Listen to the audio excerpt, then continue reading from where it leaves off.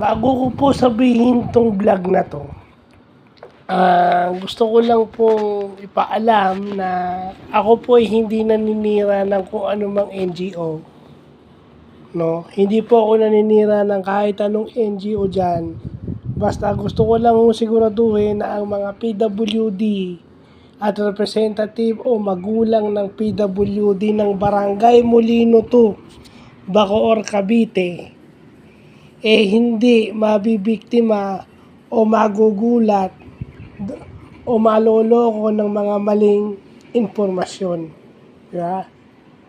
Okay, gusto ko lang pong sabihin na kung kayo ay mag-i-inform sa tao, whether personal or sa group chat, dapat po sinasabi nyo yung pinag-uusapan nyo. Okay, sinasabi nyo yung ano talagang lumabas. Okay po?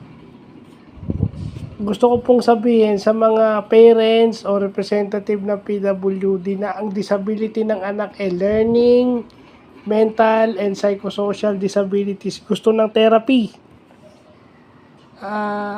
Nakakalungkot po na napakamahal po ng therapy. Wala pong libre na therapy. Okay? No? Kung may kakalibre man po, yan po ang alam ko lang dyan guaranteed letter. So, pag guaranteed letter po, gobyerno ang magbabayad niyan. Diba, kung DSWD yan, yun po. Or, kukuha sila sa AIX, yung Assistance to Individuals in Crisis.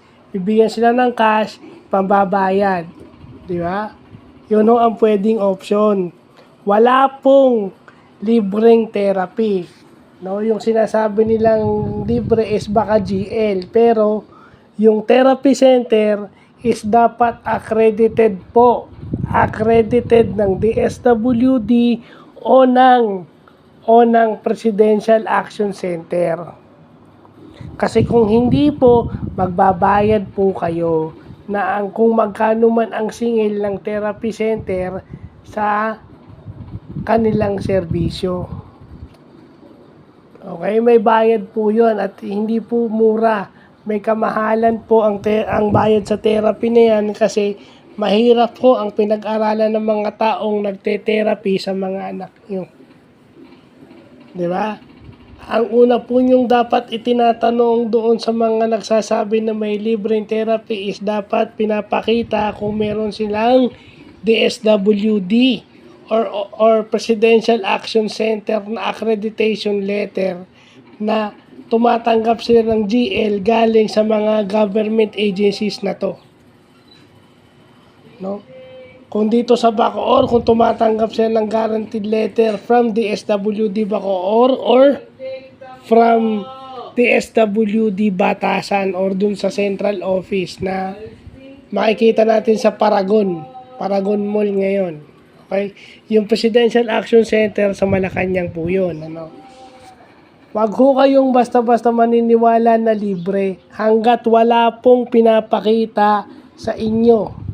Ngayon, kung magbabayad naman po, halimbawa sinasabing magpalista, tingnan nyo po kung mayroon silang memorandum of agreement o kontrata sa therapy center.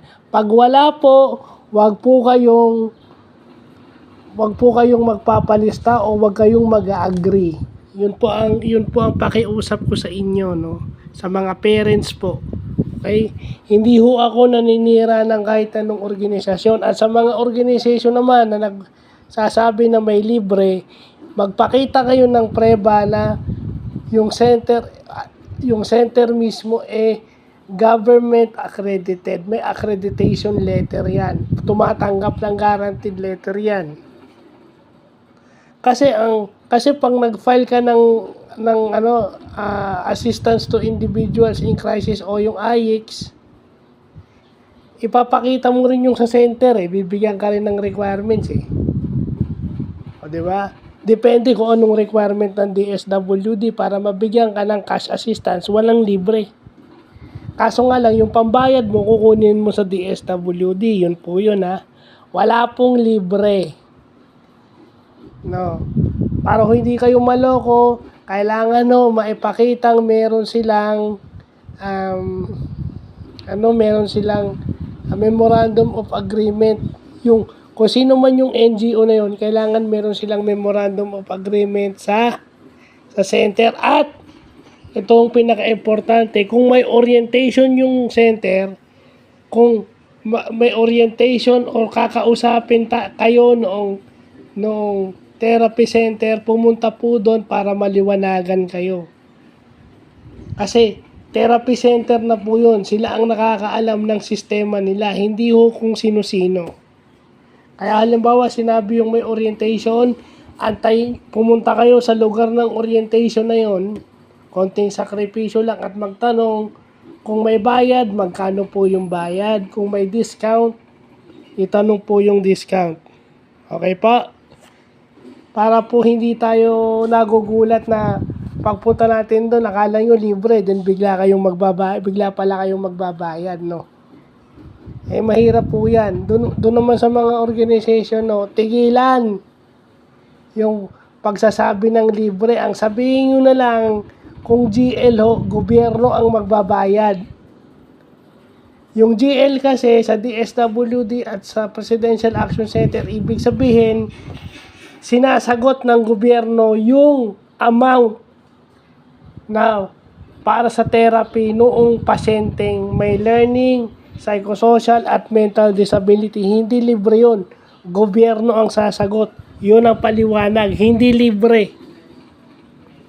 Akala ng libre kasi walang binayaran yung pasyente, pero sinagot ng gobyerno yon at yung pag-process noon ay ginastusan ng mga magulang o ng representative ng PWD.